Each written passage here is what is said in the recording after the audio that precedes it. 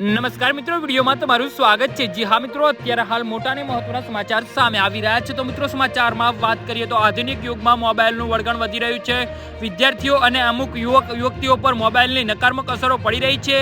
મોબાઈલમાં સતત રચ્યા પચ્યા રહેતા સંતાનોને વાલીઓ દ્વારા ઠપકો આપવામાં આવતા સંતાનોનું અવળું પગલું ભરી લેતા હોવાના બનાવો વધી રહ્યા છે। ત્યારે આવો જ એક વધુ બનાવ રાજકોટમાં સામે આવ્યો છે। જી હા મિત્રો, અત્યારે હાલ મોટા સમાચાર સામે આવી રહ્યા છે।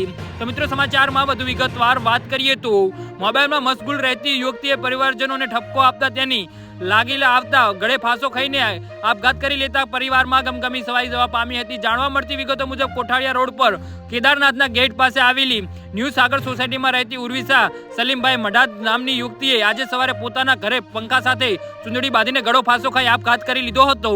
જી હા મિત્રો, અત્યારે હાલ મોટા સમાચાર સામે આવી રહ્યા છે। બનાવની જાણ થતા 108નો સ્ટાફ દોડી ગયો હતો અને જેને યુવતીને મૃત જાહેર કરી હતી। પોલીસની જાણ કરતા ભક્તિનગર પોલીસ મથકનો સ્ટાફ ઘટના સ્થળે પહોંચી ગયો હતો અને પોલીસે જરૂરી કાર્યવાહી કરી મૃતદેહને પીએમ અર્થે સિવિલ હોસ્પિટલ ખસેડવામાં આવ્યો હતો।